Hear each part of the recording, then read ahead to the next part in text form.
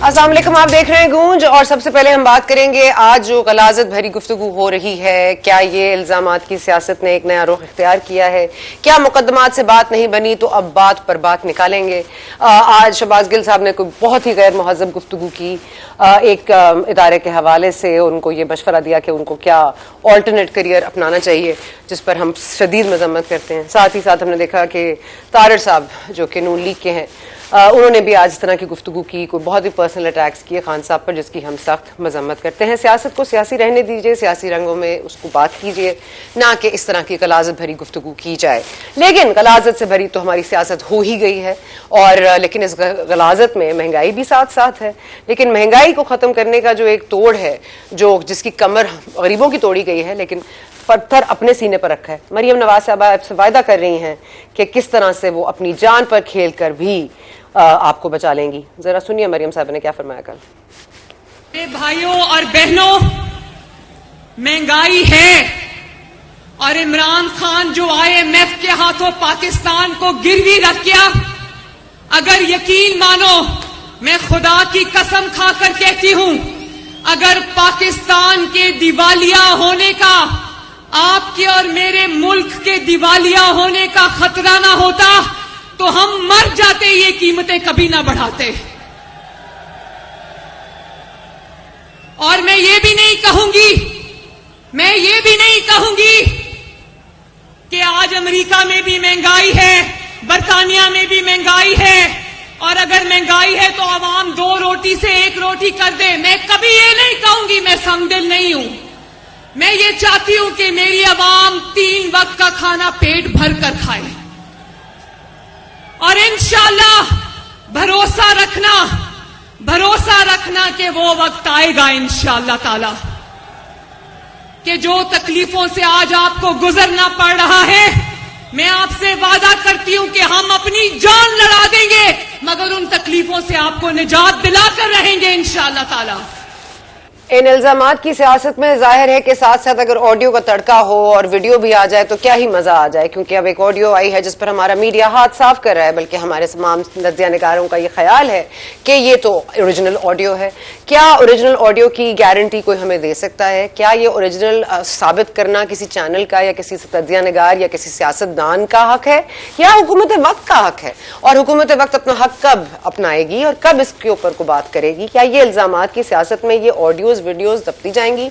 Audios videos तो हर किसी किस्म की मौजूद हैं। खान साहब ने तो यहां तक कहा था कि मेरी तो एक वीडियो आएगी। लोगों को शायद मायूसी हुई हो कि सिर्फ अभी ऑडियो ही आई है, वरना हम तो शायद बहुत ज्यादा एक्सपेक्ट कर रहे थे। लेकिन उस ऑडियो के हवाले से एक आपको याद होगा, परवेज रशीद साहब की और मरियम साहिबा की भी एक ऑडियो लीक हुई थी, जिस पर मरियम साहिबा ने एग्जैक्टली यही गुफ्तगू की थी जो आज शीरी मजारी साहिबा ने की है, जो खातून अव्वल जो फॉर्मर हैं, उनके हवाले से जो ऑडियो सामने आई है। जरा शीरी मजारी साहिबा को सुन लेते हैं। क्यों ये इलीगल हरकतें हो रही हैं फोन टैपिंग की? और जहां तक इमरान खान के फोन का ताल्लुक है, जो उनके घर पे सिक्योर लाइन थी, उसको टैप किया गया। अब सुप्रीम कोर्ट को सुओ मोटो एक्शन लेना चाहिए कि कौन सी एजेंसीज हैं जो ये इलीगल हरकत कर रही हैं और सुप्रीम कोर्ट के ऑर्डर को वायलेट कर रही हैं। ये तो सुप्रीम कोर्ट का कंटेम्प्ट ऑफ सुप्रीम कोर्ट है। और मजाहिया बात यह है कि खान साहब जब इक्तदार में थे, जब वजीर आजम थे, तो उन्होंने एक निजी चैनल को इंटरव्यू में कहा था कि मैं I have nothing to hide. अगर अब मेरी लाइनें सुनी जा रही हैं, मेरी टेलीफोन कॉल्स टेप हो रही हैं, मेरे एक्शंस या मैं किससे बात कर रहा हूं, तो ये तो स्टेट का हक है। तो ये रियासत का तहफ्फुज यकीनी बनाने के लिए ये किया जाता है, तो फिर रियासत को ही तहफ्फुज फराहम करने के लिए शायद ये भी किया गया हो। लेकिन रियासत का तहफ्फुज किसके हाथ में रहा है? खातून अव्वल के हाथ में, इमरान खान साहब के हाथ में, या किसी और ही के हाथ में?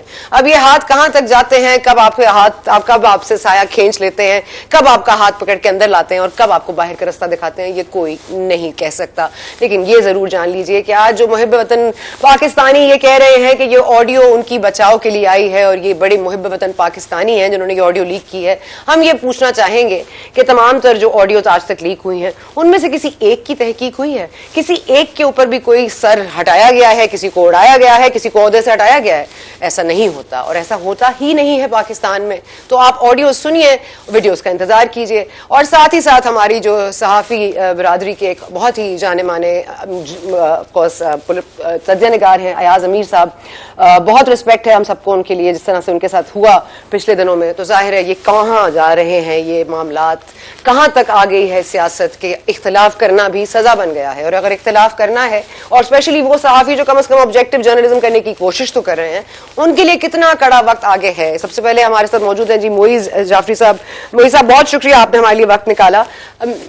जी, न्याजी साहब, अफीजुल्लाह न्याजी साहब ने भी हमें ज्वाइन किया, और सलमान नईम साहब हमें ज्वाइन कर रहे हैं PP 217 से। सलमान नईम साहब, आपकी तो कॉन्स्टिट्यूंसी में बड़ी बातें हो रही हैं, बड़ी आपकी नारे बज रहे हैं, और आपके लिए लगता है वोट ही वोट है, लेकिन कितना आपको डर है आगे वाले इलेक्शंस का, इस पर आते हैं। लेकिन पहले मैं न्याजी साहब, सॉरी, अगर आपसे शुरू कर लूं इन ऑर्डर ऑफ सीनियरिटी, तो आप बताइएगा कि ये जो मामलात अब हो रहे हैं, कभी ऑडियो कभी वीडियो का तड़का, सर तहकीकात तो होनी नहीं है, तो ये ऑडियो का तड़का क्यों लग रहा है? पहले तो सना एक पूर्ति खबर आई है कि आप हज पे तशरीफ़ ले जा रही हैं, तो मैंने तो जब पता चला तो मुझे तशवीश हुई कि गुनाह पूरे हुए नहीं हैं। तो जब उन्हें बताया नहीं वो तो दूसरा हज कर रही हैं, तो मैंने कहा अच्छा, तो इसका मतलब है कि बहुत पहले ही गुनाह पूरे हो गए हैं। चलो आपको मुबारक को, अल्लाह ताला खैरियत से मुबारक कबूल करे और खैरियत से जाए, खैरियत से। शुक्रिया सर जी। अब देखें जी, क्राइसिस ये है कि ये जो वीडियो है इसका ये बाकियों से मुख्तलिफ है। इसके अंदर जो मेन इशू फ्रेम हुआ है वो ये है कि उनको जो जिसको कहना चाहिए कि crux of the whole video वो ये है कि गद्दार का जो आपने हैशटैग पिछले हफ्ते से चला है, इस हफ्ते वो कमज़ोर है।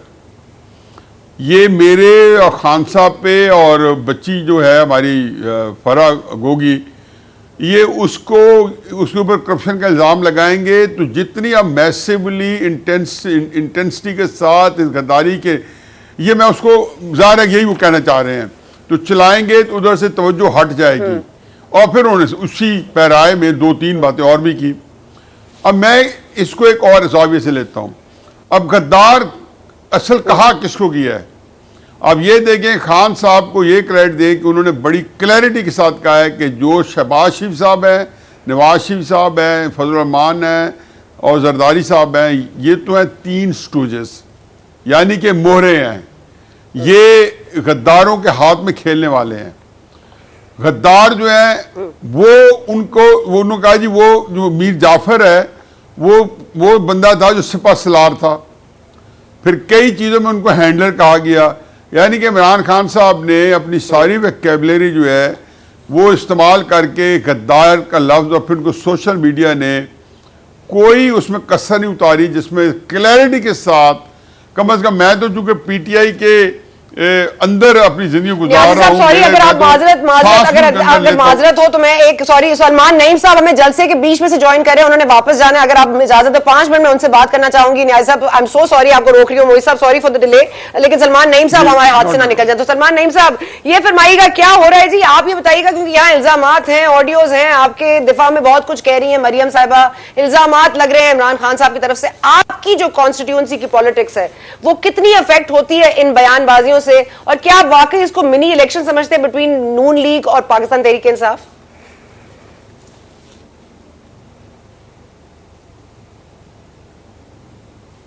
सलमान साहब,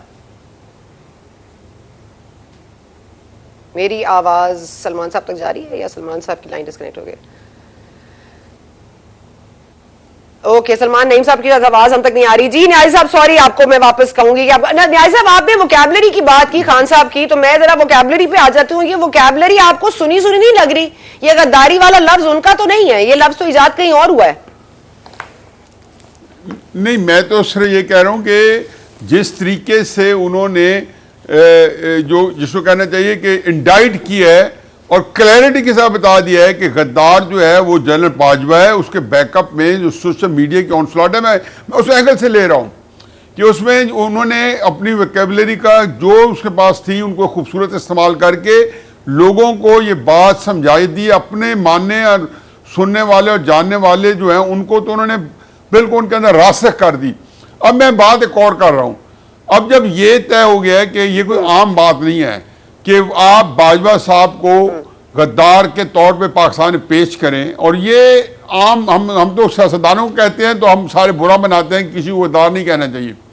आप पाकिस्तान के सिक्योरिटी चीफ को, जो कि अपने आप को वो तो ये समझते हैं कि हम और पाकिस्तान लाज़िम मलज़ूम है, और अक्सरियत पाकिस्तान की यही समझती है। हम भी तो गद्दार है ना, हमें तो कब से कहा जा रहा है गद्दारी के सर्टिफिकेट तो एजाज हो गए हैं पाकिस्तान में। यही कह रहा हूँ ना, ये मैं कह रहा हूँ कि ये अब जो लेवल है, लेवल 1 की गेम हो गई है। हम कोई छोटे छोटे लेवल पे काम पे बात हो रही थी, अब वहां से वो मिल गई है, आपको गवाही मिल गई है, और जिसकी शीरी मदारी साहबा को क्रेडिट दे कि उन्होंने उसकी तायद कर दी है। कल शहबाज गिल साहब ने तो जो मुगलजात और जो गलीज ज़बान इस्तेमाल की बाजारी, उसको मैं उसमें नहीं पढ़ना चाहता हूँ, लेकिन उससे ये कह रहे थे ये झूठी है। और यही बात खालिद अरसलान ने सो मैनी वर्ड्स, वो तो गोलमोल कर गया जब वो टीवी पे आया, मैंने देखा, उन्होंने कहा जी मैं ये बातें हैं कट एंड पेस्ट है, यानी कि उन्होंने भी इससे इनकार नहीं किया कि आवाज़ हमारी नहीं है, लेकिन उन्होंने उसका अब तरीके से कहा। 3 चीज़ों के इमरान खान साहब ने टारगेट किया हुआ है इस वक्त। मैं उसको पहले दिन से इनके साथ इनके एक ही बात कर रहा हूँ, मैं कहता हूँ 3 चीज़ों को। एक टारगेट किया हुआ है उन्होंने पाकिस्तानी मईशत को, दूसरा टारगेट किया हुआ है उन्होंने पाकिस्तान के अफवाज पाकिस्तान को, और तीसरा टारगेट किया हुआ है पाकिस्तान के एटमी प्रोग्राम को। बज़ाहिर उनके सामने चीज़ें नहीं है, लेकिन जब वो इन तीनों चीज़ों को अंडरमाइन करते हैं तो एक और चीज़ को इनकॉर्पोरेट करता हूँ कि इनफैक्ट मैं जो जिंदगी गर्क की हुई है अमेरिका के जो चाल चलन है पाकिस्तान के हवाले से, पूरी दुनिया के हवाले से, और मेरा एक पैशनेट किस्म का जो है ना ये सब्जेक्ट है, तो अमेरिका के अंदर मैं बार बार कहता हूँ कि उन्होंने 3 चीज़ों को टारगेट किया हुआ है। FATF IMF को हमेशा मैं कहता हूँ ये वॉल्स है पाकिस्तान की मीशत को तबाह बर्बाद करने के। और ठीक है, ठीक है, let me move on to मोई साहब आप क्या पहुंच दूर चले जाते हैं। ठीक है, चलें, ठीक है, आपका पॉइंट आ गया सर। मोई साहब मैं आपके पास आना चाहूंगी, आपसे पूछना चाहूंगी कि ये जो मामलात आप देख रहे हैं कि एक तरफ अमेरिका से जंग भी है, उन्होंने साजिश भी की, फिर डोनाल्ड लू से भी मिलना है, फिर मुलाकातें भी करनी है, फिर माफिया भी मांगनी है, अब ये तमाम तर चीजें अब ये हेयर से है, मतलब nothing that can be proven, nothing that can be taken to court. और आप सर बार बार कहते हैं सुप्रीम कोर्ट नोटिस ले ले, सुप्रीम कोर्ट के पास जा रहे हैं, ये बिल हम सुप्रीम कोर्ट में चैलेंज करेंगे। अब ये सुप्रीम कोर्ट पर इतना प्रेशर डालना, मतलब हुकूमत वक्त भी कहीं और ही देख रही है, आपको क्या लगता है, do they have any power? शुक्रिया सना साहिबा, आपने मौका दिया और बहुत मुबारक, आप हज के लिए फिर से जा रही हैं। मैं पहले तो शीरीन मज़ारी साहिबा की बात पे आपकी इजाजत से कमेंट करना चाहूंगा। शीरीन साहिबा ने अव्वल तो तस्लीम किया है कि ये ऑडियो जो है वो उनके हिसाब से ऑथेंटिक है, इसीलिए जाहिर है टेप हुआ है, वो इसका एक शहादत की तरह इस्तेमाल कर रही हैं ये दिखाने के लिए कि सिक्योर लाइन जो है वो टैप की जाती है। दूसरी बात, आपने जिस तरह दुरुस्त फरमाया, इमरान खान साहब तो अल-ऐलान फरमाते थे कि वो मेरी कॉलें सुनते हैं और मैं चाहता हूं कि वो सुने क्योंकि I have nothing to hide. अच्छा, एक और बात मैं ये कहना चाहूंगा कि जो सिक्योर लाइन होती है प्राइम मिनिस्टर की या प्रेसिडेंट्स की, वो कन्वेंशनली उसके अंदर कम से कम प्राइम मिनिस्टेरियल स्टाफ जो है वो हेयर इन करती है ताकि नोट टेकिंग कर ली जा सके या रिकॉर्ड रखा जा सके। लिहाजा ये लाइन होती नहीं है ज़ौजा अव्वल के इस्तेमाल के लिए या कोई जाती इस्तेमाल के लिए। सिक्योर लाइन का मतलब ये नहीं होता कि इसके ऊपर आप कुछ भी करना चाहें कर लें और उसकी कोई जवाबदेही नहीं है, बल्कि इसका उलट होता है कि कोई फॉरेन मुल्क जो है उसके ऊपर इन्फ्लुएंस नहीं कर पाए या उसको वल्नरेबिलिटी टू हैकिंग उसकी इतनी नहीं है, लेकिन इंटरनली जिस तरह ट्रंप ने जो सिक्योर लाइंस व्हाइट हाउस की यूज की हैं, उसके बाद उसके जो टेप्स हैं उनको एग्जामिन किया गया, या निक्सन ने जो व्हाइट हाउस की सिक्योर लाइंस यूज की गई उनके टेप्स मिसिंग थे, वो एक बहुत बड़ा स्कैंडल बना। यानी कि स्पूक्स का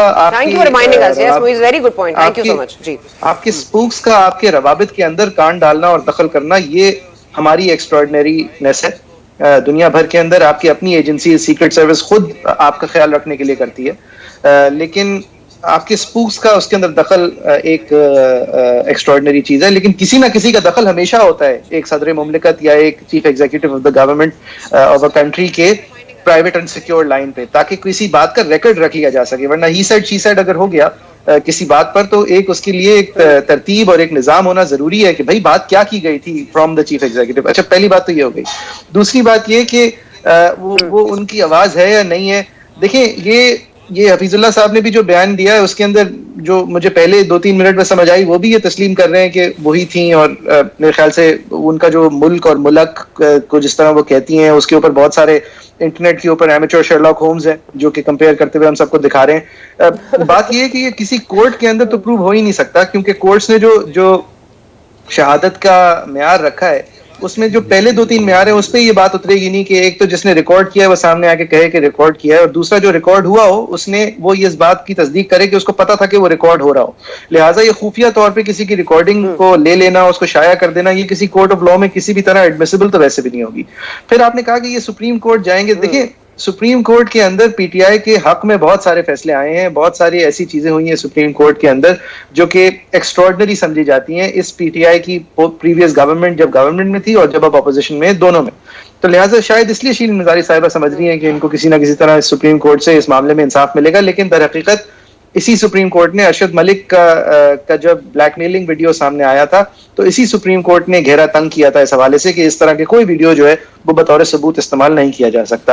अब रह गई बात कोर्ट ऑफ द पीपल की, तो ये इसीलिए कोर्ट ऑफ द पीपल में फेंका जा रहा है कि अवाम फिर खुद फैसला करे कि ये बात सच है या गलत है, और इसीलिए हर आदमी जो है वो एक एमेच्योर डिटेक्टिव बना हुआ है ये दिखाने के लिए कि देखें एक अमूमी मेयार के तहत तो ये पूरा उतरती है बात कि शायद ये खातून अव्वल, साबिक खातून अव्वल की ही आवाज है, और ये इसके अंदर मेरे ख्याल से कोई बहुत ज्यादा बुराई नहीं है। साबिक खातून अव्वल की अगर आवाज है तो फिर कितना डेंजरस है कि कोई ये मुल्क की जो पॉलिसी थी वो कौन तरतीब दे रहा था और किसको इजाजत दी गई। क्योंकि वही साहब, मेरा तो सवाल ये है कि ये वीडियो कल की तो नहीं है कि आज शाया, कल रिकॉर्ड हुई और आज शाया कर दी गई या आज रिलीज कर दी गई।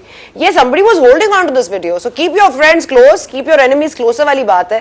तो इनके जो दोस्त अभी खान साहब के दोस्त नहीं, उनके पास सबके पास ऑडियोज वीडियोज है, तो फिर अब सबकी ऑडियोज और वीडियो सुनी जाएंगी, लेकिन उसके ऊपर क्या पब्लिक तासुर चेंज हो जाएगा और पब्लिक के पास एक्चुअली मैंडेट कितना है? I'm going to leave that question with you, Moisa. Answer after this break. Just stay with us.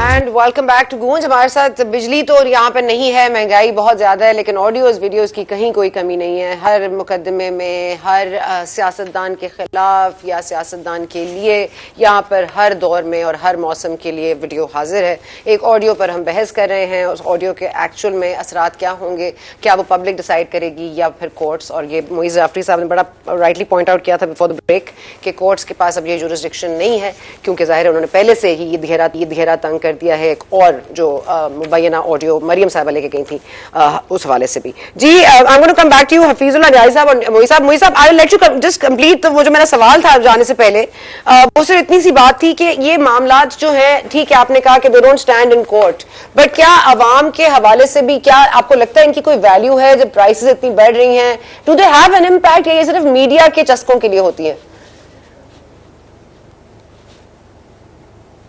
Public होती जिसकी वोटिंग इश्यूज जो हैं वो इलाकाई मसाइल से बढ़ के हो चुके होते, तो पैनामा लीक्स के बाद सुप्रीम कोर्ट तक जाने की जरूरत नहीं आती। पैनामा लीक्स के अंदर जो नवाज शरीफ साहब के असासों के पोल खुले थे वही काफी होता उनका करियर खत्म करने के लिए।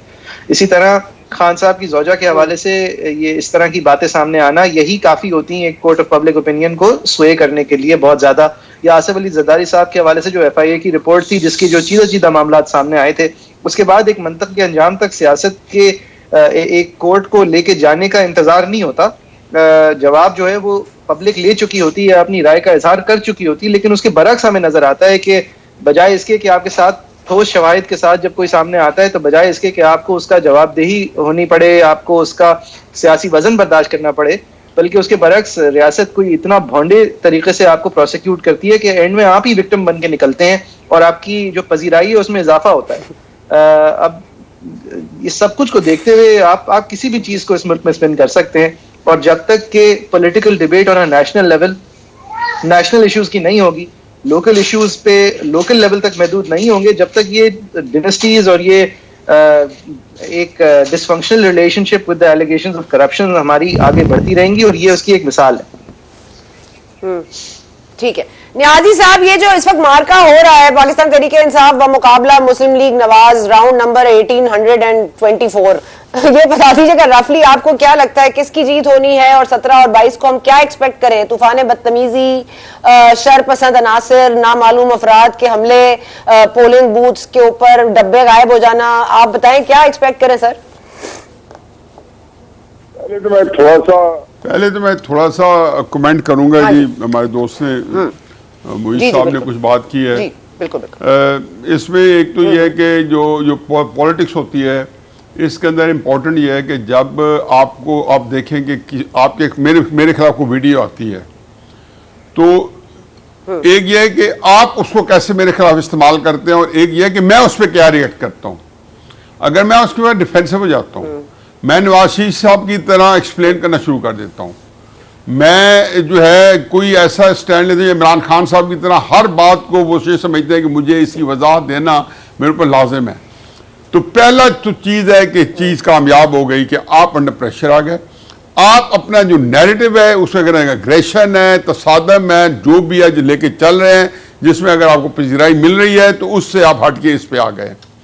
दूसरी बात यह है कि जज अरशद मलिक के केस के अंदर सुप्रीम कोर्ट ने एक बड़ी ज़बरदस्त बात की है। मैं तो वकील हूँ नहीं, लेकिन चूंकि वो बात में आए उसको बड़ा नोटिस किया। उन्होंने कहा जी हाई कोर्ट अगर चाहे तो इसकी फॉरेंसिक करा सकते हैं। नंबर 2 बात यह है कि पिछले चंद सालों से 2 दहाइयों से जो फोरेंसिक है उसका दुनिया की हर कोर्ट के अंदर, क्योंकि अब साइंस इतनी डेवलप हो गई कि 1 मिनट में बता देती है कि आपकी एज बता देती है, आपके दांत गिन के बता देती है बगैर एक्सरे किए सारा कुछ।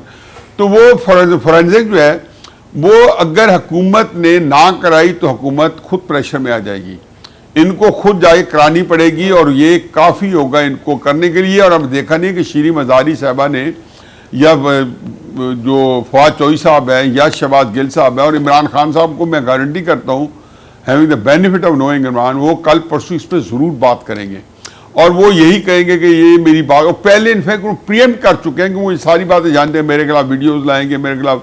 वो अभी हवा में शेबर रैटलिंग कर रहे थे, वो उनके वो स्पेसिफिक नहीं थे बस, लेकिन उनको ही was very close to the whole thing के जी ये होने वाला और वो हो रहा है।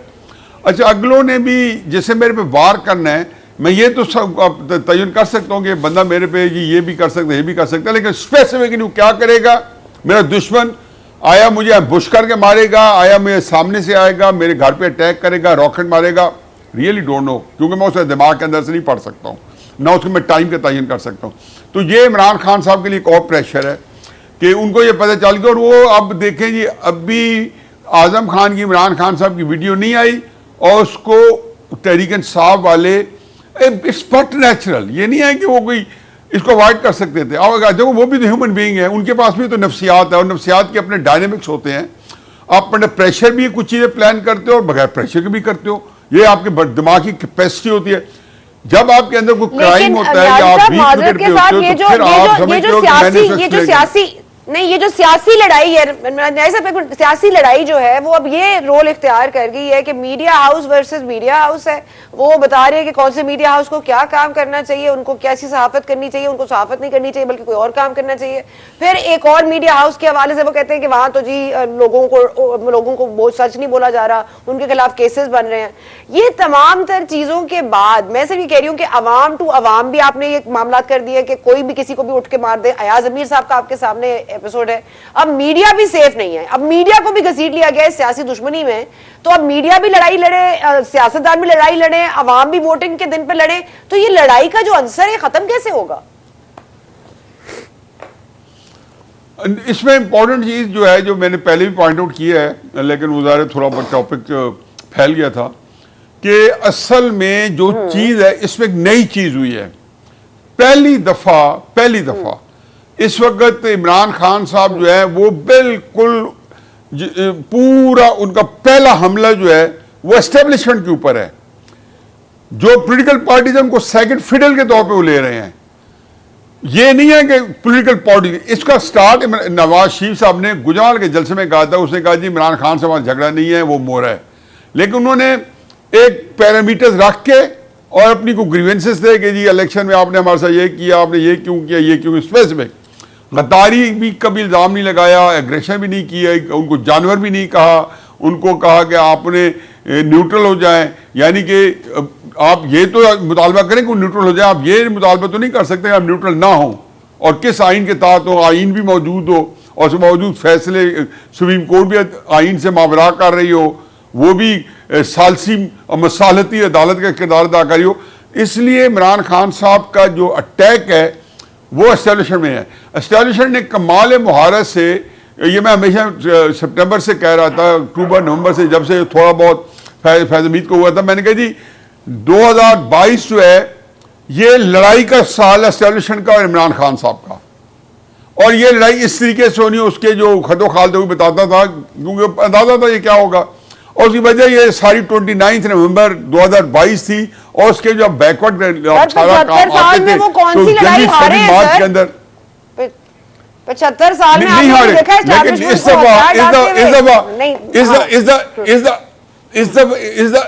इस दफा एक है। अभी तक मैं हकीकत इन ऑल फेयरनेस, अभी तक इमरान खान साहब ने उनको जिस तरीके से कॉर्नर किया हुआ है, जिस तरीके से डिफेंसिव में किया हुआ है, जिस तरीके से उनसे ऑप्शंस जो है इमरान खान साहब पॉलिटिकल ऑप्शन, अगर आपका टाइम होता बताता कि कितनी उनके पास ऑप्शन थी और कितनी वो नहीं इस्तेमाल कर सकते इमरान खान के। छोटी मिसाल है, नवाज शरीफ पाकिस्तान नहीं आ सकते, अगर बाकियों के खिलाफ आर्टिकल 6 लगाना है, कोई केस बनाना है, कोई करप्शन का केस बनाना है, तो हुकूमत को कौन रोक रहा है? चले वो तो कॉर्नर हुए हैं, हुकूमत भी कॉर्नर हुई भी है। देखिए जी, ये सारी बातें जब जाती होगी तो उन्होंने हमेशा देखना होता है कि ये काउंटर प्रोडक्टिव ना हो जाए, इसका बजाय हाफ को कोई चीज है, और वो बात हो कि ना वो पूरी तरह पकड़ा जाए इमरान खान साहब तो। लेकिन जो ये काम कर रहे हैं ये भी आपने सुना ही नहीं है, इन्होंने अब ये तय कर लिया है, मेरे जहाँ तक मुझे उसका अंदाजा है, या मैं जो जायजा बना सकता हूँ, नजूमी मैं नहीं हूँ, लेकिन पॉलिटिकली जो चीज़ों को लेके कि वो इमरान खान साहब के खिलाफ एस्टेब्लिशमेंट जो है, मेक नो मिस्टेक, सिर्फ एस्टेब्लिशमेंट वो एक ऐसी कैंपेन चलाएंगे कि इमरान खान साहब जो है, मेरा ख्याल है कि सस्टेन नहीं कर सकेंगे। मैं खुद इसका कहूँ कि मीडिया कैंपेन जो नवाज शरीफ साहब 2014 से सस्टेन कर रहे हैं, वेदर इज रॉन्ग और राइट, पढ़े बगैर Imran Khan whether is wrong और राइट, जो कैंपेन होती है, ये आप ख्याल है कि आपके सना बुच्चा के ऊपर एक सोशल मीडिया ने 15, 20, 40 गालियों कमेंट्स दे दिए तो वो अंडर प्रेशर आ गए, ये वो नहीं है। ये 40 चैनल दिन दहाड़े ये ऐसा आएंगे और किसी में हिम्मत नहीं होगी, एयरवाई हो या जियो। मैं 2014 में देख चुका हूं जब जियो के आप मैं देख रहा हूं कि मैं तो 3 साल एक बात 3 साल बाद मैंने कॉलम शुरू किया है। ये पिछले महीने मुझे कहा गया कि आप कॉलम लिखना शुरू कर सकते हैं। एग्जैक्टली मार्च अप्रैल 2019 में बंद हुआ था कॉलम हमारे पास। देखें, हमने कहना तो मैंने आपके प्रोग्राम के जरिए है, अगर आपका चैनल 29 24 जो है वो तय करता है कि सोर्स है इसको नहीं आगे कर सकते, तो हमारे पास क्या सोर्स रह जाता है कि हम अपनी बात लोगों तक पहुंचाए? नहीं पहुंचा सकते हम 3-4 साल। चले, ओके, लेट मी गो जिस तरह पहुंचानी चाहिए। ठीक है, मोहित साहब बताइएगा जी, कैंपेन्स होंगी और जाहिर है मेरे में तो वो पावर नहीं है, बट 40 चैनल्स एक साथ ताबड़तोड़ हमला करेंगे खान साहब पे, तो जाहिर है कैजुअलिटीज तो बहुत और भी होंगी। कोलैटरल डैमेज का किसी ने सोचा है? कोलैटरल डैमेज देखिए सना, मेरे ख्याल से ये डेमोक्रेटिक डिबेट के लिए एक हेल्थी और मजबूत अमल है कि कोई सेक्रेड हॉर्सेस नहीं है और कोई सेक्रेड काउज नहीं है। ये होना भी चाहिए और इसी वजह से डेमोक्रेटिक मैंडेट बढ़ता है, इसी तरह से जमहूरी फुकदान कम होता है, पहली बात। दूसरी बात ये कि मेरे ख्याल से सच क्या है झूठ क्या है वो बातें आप रहने दें। सियासत के अंदर ऑप्टिक बिल्डिंग जो है उसके अंदर नैरेटिव्स देखे जाते हैं, सच्चाई उसमें कितनी है नहीं है ये एक सानवी हैसियत रखती है बात। अब तीसरी बात ये कि चैनल्स पीछे पड़ जाएंगे तो क्यों पीछे पड़ेंगे? अब उसमें कुछ तो किरदार खान साहब का खुद है, जो कि आते के साथ ही रियल एस्टेट एजेंट्स के साथ तो बहुत बड़े सोशलिस्ट बन गए थे और उनके सपोर्ट में उनकी रीढ़ की हड्डी बन गए थे, लेकिन टीवी चैनल्स के साथ वो दुनिया के सबसे बड़े कैपिटलिस्ट बनकर जो भी एक रिवायती तौर पे हुकूमत की तरफ से प्रेस की फंडिंग चलती आती है एडवर्टाइजमेंट्स की तरफ से, उसको बिल्कुल ही बंद करके और फिर उन्होंने एक बहुत एडवर्सेरियल सिचुएशन क्रिएट की थी तमाम मीडिया के साथ, ना कि कुछ कल्टिवेट करते रिलेशनशिप्स, वो जो रिलेशनशिप्स उन्होंने कल्टिवेट की वो उन्होंने unconventional non social media users के साथ की, और वो भी किस तरह की, उसी रिवायती तरीके से की। अब उसका वो जाहिर खमियाजा भुगतेंगे अगर मेन स्ट्रीम चैनल्स को उन्होंने एक तो अव्वल तो फंडिंग उनकी रोकी, दूसरा उन्होंने बज़ाहिर फिजिकली और through the arm of the state उनको असॉल्ट किया, उनको चुप किया, तो अब जाहिर है उसकी भी एक नेचुरल ब्लो बैक भी आएगी। फिर दूसरी बात ये कि अब जो लोग हुकूमत में हैं वो माली तौर पे अब ये फायदा उठाने की कोशिश करेंगे कि जितना भी एक प्रोपेगेंडा वो अपनी तरफ ला सकें वो लाएं, through the use of monies that shouldn't be belonging to the state, through the use of influence that shouldn't be with the state, through the information ministry, लेकिन जो हमारी रवायत रही है। और फिर ये कि जो लोग मीडिया के ऊपर इन्फ्लुएंस होते हैं और वो इन्फ्लुएंस रखने के बाद उस मीडिया से अनफेयर काम कराते हैं, ये सारी मैं ऑब्वियसली अनफेयरनेस के हवाला दे रहा हूँ। ऑब्वियसली फेयरली जो क्रिटिक होनी है वो तो होगी, और अगर फेयरली क्रिटिक बनती है खान साहब तो सब where do you करेंगे। cross the line? मोई साहब, मेरा जो इन्वेस्टिगेटिव जर्नलिज्म कब आपका जो है वो क्रॉस कर देता है वो line between like what the state should be doing and what a journalist is doing? क्योंकि जाहिर है सोर्सेज तो एक ही तरह की होती हैं और सोर्सेज तो उनके पास ज्यादा नहीं होनी चाहिए, रिसोर्सेज तो हुकूमत के पास होती हैं, एंड स्पेशली जब आप अपनी कोई बात में अपनी फॉरेन पॉलिसी को भी डिक्टेट करना शुरू करते हैं। तो ये जो रूम है जो मीडिया ने कम से कम कर्टेल कर लिया अपनी तरफ से, आपको क्या लगता है कि ये हमारा कसूर है या ये बिकॉज पोलराइजेशन इतनी है कि वी हैव नो चॉइस?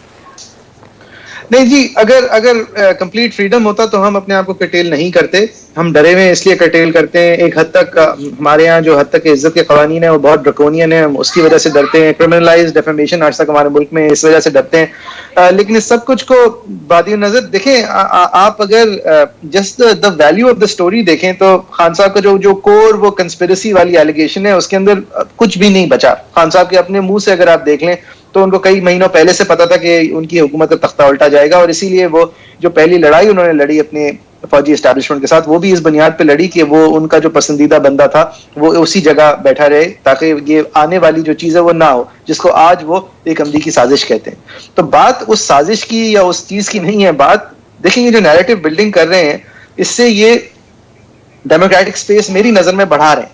अब वो चाहे अपनी अना की वजह से बढ़ा रहे हैं, चाहे वो अपने मकासद की वजह से बढ़ा रहे हैं, चाहे वो मलिशियस है उनकी नीयत, लेकिन ये कर करके जो जिसको वो बैकफुट पे भेज रहे हैं तो वो जो जगह कम हो रही है वो जगह जो है जमहूरी कुव्वतें ही अपना रही हैं। अब वो जमहूरी कुव्वतें आप एक फ्री प्रेस कह लें या एक फ्री एयर प्रेस कह लें या आप अपोजिशन पॉलिटिकल पार्टीज कह लें या आप गवर्नमेंट कह लें, वो स्पेस लेकिन कम होना सबके फायदे में है जो भी थ्रू द वोट प्रोपेगेट करने की कोशिश करते हैं, ना कि थ्रू अ बूट।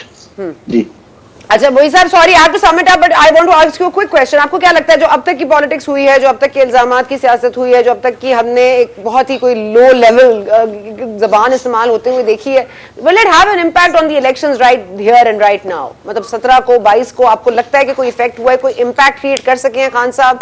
क्या वो स्ट्रॉन्ग होल्ड बना लेंगे जो मुस्लिम लीग नून के हवाले से जो लोटे लड़ रहे हैं बकौल उनके? तो आपको क्या लगता है will we see any dramatic changes? मैं एक दो चीजें कहना चाहता हूँ सर, बहुत शुक्रिया आपने इसका मौका दिया। पहली बात तो मैं ये समझता हूँ कि ये नून लीग के लिए एक बहुत बड़ा लिटमस टेस्ट है। बहुत अनपॉपुलर फैसले उन्होंने करने पड़े हैं क्योंकि वो हुकूमत में दरहकीकत एक फैसला करने आए और वो नवंबर में होना है। उसके अलावा ये तमाम मलबा जो है वो उनके सर पे उस फैसला करने की ख्वाहिश की वजह से गिर रहा है और बहुत मलबा गिरा है, और ये देखना बहुत जरूरी है कि टर्न आउट क्या रहेगी और वो क्या वाकई में अपनी वही शो ऑफ सपोर्ट कर सकते हैं। जल से बड़े होने से कुछ नहीं होता। तो ये नून लीग के लिए बहुत अहम है और पीटीआई के लिए भी ये ज़िमनी इंतखाबात जो आ रहे हैं वो इसलिए अहम है। दूसरी बात मैं ये करना चाहूंगा, देखिए ये बाजारी जबान ये सारी बातें करना, हमारी सियासत बहुत जमाने से इलीट और डिनेस्टिक कैप्चर का शिकार रही है। अगर सियासत के अंदर प्लेन स्पीक हो रही है तो वो एक बुरी बात नहीं है, अच्छी बात है। अगर प्लेन स्पीक पहले इस तरीके से हो रही है कि सब एक दूसरे को गालियां दे रहे हैं तो वो भी कोई बहुत बुरी बात नहीं है, क्योंकि जो आम तरीके से लोग इंटरेक्ट करते हैं एक दूसरे से, अगर वो सियासत का हिस्सा बन रही है तो इसका मतलब ये है कि सियासत जो है, जो सियासी पुश एंड पुल है, वो एक आम आदमी के नैरेटिव की तरफ आ रही है, ना कि उन लोगों के बातों में जिनके जद्दी पुश्ती काम ही ये रहा है कि लोगों के ऊपर वो लॉर्ड ओवर करें और वो सियासतदान है और रियाया जो है वो वोटिंग के लिए है। तो कॉन्वर्जेशन अगर आप देखें इगैलिटेरियन सोसाइटीज के अंदर कॉन्वर्जेशन इस तरह नहीं होती कि आप जनाब थैंक यू। जिस तरह हमारे 1970s के अंदर So पीटीपी हुआ hence you करता think था। इमरान खान का narrative इसलिए ज्यादा sellable है because he talks to common man, ji, diesel, बिल्कुल। फलाना उनको- और उनको ये गुस्सा आता चीन है कि जो है। गुस्से- हाँ, गुस्से तो का तो एक आपको बिल्कुल लगता है ये derogatory नहीं है, ये बिल्कुल। अच्छी बात है। नहीं, डेरोगेटरी है, लेकिन वो डेरोगेटरी कॉन्वर्सेशन सामने आना अगेन हमारी जमहूरी सपोर्ट बेस बढ़ने की निशानी है। Obviously, I'm not going to support people swearing at each other. Obviously, ये गालम गलोच नहीं, अच्छी I चीज नहीं है। point for thought, लेकिन ये ठीक इस है, बात ठीक की है, निशानदेही thought provoking point, ठीक है। ओके जी, न्याय साहब आपका लास्ट पॉइंट, कौन जीतेगा ये महा, जल्दी से न्याय साहब। देखिए जी, मैं अब खासी माशाल्लाह अच्छी इमरान खान या मरियम नवाज, एक ही आवाज। न्याय साहब, इमरान खान या मरियम नवाज, एक ही आवाज। देखे ना इमरान, देखे मैं उस तरीके से प्रिडिक्ट नहीं कर सकता हूं क्योंकि ये इलेक्शन बड़ी ट्रिकी है। इमरान खान को एडवांटेज था कि उन्होंने 3 महीने से एक इलेक्शन कैंपेन शुरू की हुई थी, इलेक्शन चाहिए था, उसके बाय डिफॉल्ट ये 17 इलेक्शन फॉल कर गए थे। लेकिन मुझे हैरत हुई कि इन इलेक्शन के लिए आज 4 तारीख है और सिर्फ 11 दिन या 12 दिन रहे। ये मेरी बड़ा चेंज है कि इमरान खान साहब ने इलेक्शन कैंपेन के लिए कोई एक्सक्लूसिव प्लान नहीं किया। एक्सक्लूसिव प्लान नहीं किया। वैसे उनको ग्राउंड पे एडवांटेज था क्योंकि नैरेटिव उनका जो था वो आम था, उसके मुकाबले में काउंटर नैरेटिव आया ही नहीं था कि मरियम ने अभी शुरू किया, कल से या परसों से, अभी कॉर्नर मीटिंग, इस इलेक्शन इस तरह नहीं होते, उसकी जो हाइप होती है। मेरा अपना ख्याल है कि ग्राउंड के ऊपर मुस्लिम अगर जो है ये दोनों पार्टी के लिए ब्रेक इट और ब्रेक इट है। इमरान खान साहब 15 सीटें जीत जाता है तो इमरान खान साहब जीत जाता है तो इमरान खान साहब की फतह मुस्लिम नून के खिलाफ नहीं, पूरे अपने सारे जिनके ऊपर जो है वो ऑप्टिक्स की हम बात कर रहे हैं तो ऑप्टिक्स में वही होंगे। और अगर इमरान खान सीटें हार जाता है तो इमरान खान जैसे पहले अपने नैरेटिव से बहुत शुक्रिया मोदी साहब, आपका बहुत शुक्रिया। I would love to have you more but मेरे पास थैंक यू सो मच न्याय साहब, thank you so much Modi साहब। सॉरी क्योंकि वक्त की कमी भी है और हम कोशिश करते हैं कि जैन कुरैशी साहब भी हमारे साथ हों, सलमान नईम साहब, दोनों ने प्रॉमिस किया था लेकिन अब दोनों ही शायद अपने जलसों में मसरूफ हो गए हैं, हमें कमिट करके शायद नहीं आ पाए। लेकिन यहाँ पर हमारी जो डिबेट है वो जारी है। हम बात करेंगे रोहेल असगर साहब से आफ्टर दिस ब्रेक और कोशिश करेंगे फयाज उल हसन चौहान साहब से पाकिस्तान तहरीक इंसाफ का भी हम मौक़िफ़ जान सकें इस ब्रेक के बाद। And welcome back to Goonj. हमारे साथ मौजूद हैं रोहेल असगर साहब, पाकिस्तान मुस्लिम लीग नवाज से बड़े सीनियर रहनुमा। बहुत शुक्रिया आपका रोहेल साहब, आप बहुत फियर्स किस्म की कैंपेनिंग कर रहे हैं पंजाब में। हमने आपको बहुत एक्टिव देखा है और जाहिर है पंजाब की पॉलिटिक्स इस वक्त सेंटर स्टेज है क्योंकि एक से दूसरी इलेक्शन जुड़ी है। वजीर आला और आपके जो मुनर्रिफ अरकान हैं जिनको इमरान खान साहब प्यार से लोटा कहते हैं। अब जाहिर है कि ये एक फिगर तो करेगा, ये डिबेटिंग पॉइंट तो है कि जो लोग अपनी वफादारियां तब्दील करके दूसरी तरफ चले गए हैं, यानी कि आपकी तरफ आ गए हैं या आपके टिकट पर लड़ रहे हैं, तो क्योंकि मरियम साहिबा ने अपने जलसों में उनको डिफेंड तो किया, तो जाहिर है कि एक पर्टिनेंट पॉइंट तो है ऑफ डिस्कोर्स। आपको लगता है ये कोई it will also kind of develop in votes? आपको लगता है कि ये मटेरियलाइज होगा? आपको लगता है वोट्स कम होंगे इस फैक्टर से? तो मैं आपका शुक्रिया अदा करता हूँ। दूसरा मैं आपको गुजारिश कर दूं छोटी सी, हम लोग सियासतदान हैं जी जी और सियासतदान में तो सियासत करनी होती है ना, उसमें कॉर्नर तो नहीं होना, उसमें तो मतलब अपनी सियासत को रिवाइव करना है। अब जो हालात थे ना, मेरे ख्याल में शायद आपको ग्राउंड रियलिटीज का आपको इल्म नहीं है।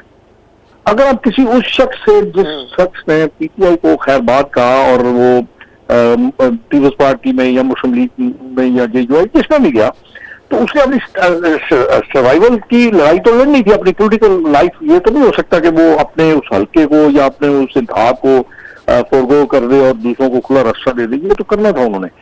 अब इसमें मैंने आपको एक तो ये गुजारिश कर दी। दूसरी मैं आपको गुजारिश करूँ, बात ये है कि जो वोट मियां नवाज शरीफ का ना, वो बिल्कुल मुख्तलिफ वोट है, ये आप ज़हन में रखें।